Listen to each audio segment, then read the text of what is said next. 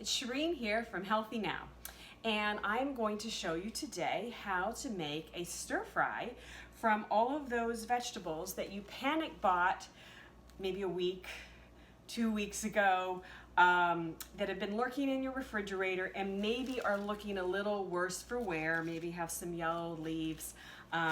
Don't want to throw them out because maybe you know you're not so keen on going to the grocery store right now, and also maybe you don't want to waste food. So we're going to learn how to make a delicious stir fry with this. Here we have a cabbage that has been cut, and I will tell you, this is the great thing about cabbage. If you buy a big cabbage, you can cut a part of it. Maybe you're going to make coleslaw, or maybe you're going to make a stir fry or use it some other way in a soup. If you wrap a damp cloth around it and put it in your fridge, you can just use it again and just cut off these little brown parts. So that's what we're going to do today with the cabbage. So we also have bok choy, which is also in the cruciferous family, and as I mentioned, mine is looking a little worse for wear. It's got some yellowed leaves, so we're going to just take those yellowed leaves off, and what I'm going to do is cut this core off, trying to hold the knife correctly, and I'm going to cut the little pieces here, boom, boom, boom, boom, boom, boom, boom, and the leaves were a little yellow, so I think I'm going to toss them, and I'm going to put these pieces over here and rinse them. I have a sink right here. And I'm going to rinse them with some water because there's a lot of dirt in the bottom of your bok choy, so you want to always be sure and rinse it very well. And I also said I was going to cut off sort of the brown parts of my cabbage here. There's no rhyme or reason when cutting up your cabbage for a stir fry. You just, I'm just banging out some slices here, nothing fancy. Try not to cut off my finger. I am pretty good at not doing that, but you know, the claw thing, you can think about that. So we're going to put the cabbage over here. We have some really dried out shiitake mushrooms. I'm going to pick through these. I know you're supposed to brush the dirt off the mushrooms. I don't know, I just don't feel completely comfortable with that, so I'll usually run them under the water. I know it's horrible, and I know you're not supposed to do that because then they absorb the water and they don't cook the right way, and I have some more button mushrooms here that are quite dirty, and so me being worried about that, we'll just rinse them under the water, and then I'm going to just boop, boop, boop, boop, slice them. I have the last of my green onions. Hope I can get some more. And so we'll peel these sort of outer layers, and we'll chop off the ends, and we'll slice them into circles. And I'm not going to really be picky about, sauteing the white parts first and then saving the green parts for the top later. I just put it all in, and it still tastes delicious. So, but if you feel like you want to do that, that's fine. So I also have some very worse for wear watercress, so I'm going to just take a little bit of that and put that in, and then I will do some garlic, and I will also peel some ginger and chop that up. So what I'm going to first do is I'm going to heat up some coconut oil in my beautiful skillet back here, and I will throw in sort of the heavier vegetables first, so like my bok choy and my cabbage, get those kind of sauteing, then I'll throw in my wet mushrooms. They'll be fine, the water will sizzle out. Then I will put, I forgot to show you, I have these gorgeous bean sprouts. Pea shoots, excuse me. I'm going to put those in because they're softer. I'll put in that sort of mangy looking watercress.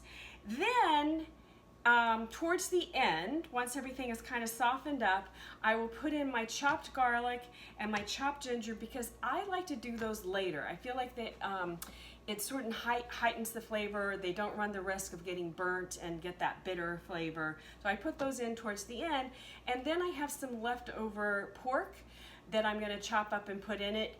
If you are vegetarian, you could do a scrambled egg. If you're vegan, you could do tofu. You could do all three if you want to have, a whole big meal.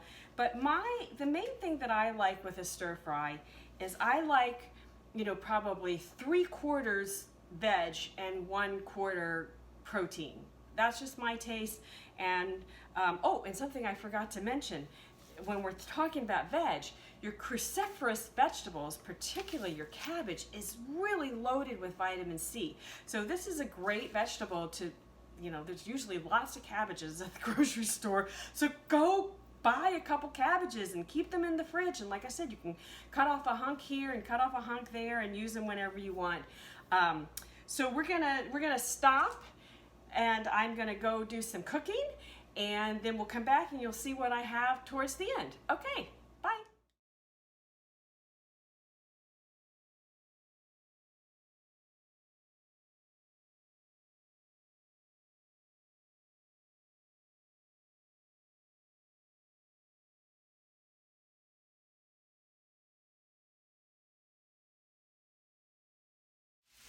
All right, hi, we're back. So we have our greens that are getting really beautiful and lovely, and look at that color, it just looks delicious. I'm gonna grab the chopped up garlic and ginger, and we're just gonna put it in the middle here where I made a well, and I put a little extra spoonful of the coconut oil right there. You can kind of stir up your veg on the side. Oops. Yeah, but my idea is to sort of kind of saute that garlic and ginger in the middle a little bit, kind of soften it up, maybe a minute, you know, I don't know, maybe a little bit longer, maybe a little bit less. And then I just sort of kind of mix everything in. Ooh, look at that. Some of my veg are, I better turn the burner down. Whoop. Getting a little, getting a nice little caramelization on them, which is going to be delicious.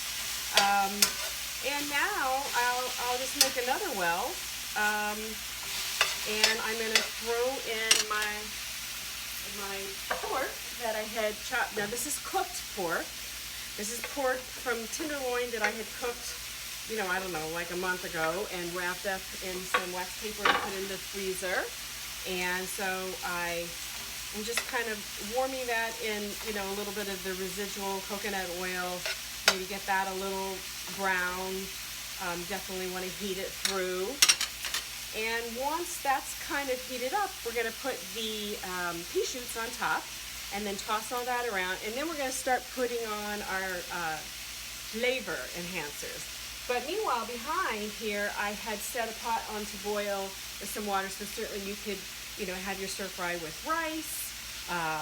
You could have it with ramen noodles, or let's say you don't have rice noodles in your pantry, but you have thin pasta, angel hair pasta. That's fine. That's, you know, very similar to a ramen. Excuse me. I happen to have something called bean thread noodles, which I really like a lot, and I'm just going to take them out. I don't think oh, actually, you know what? Never mind. I'm not going to take them out. I don't think they're ready yet. Anyways, they're going to keep on cooking. We're going to stir this.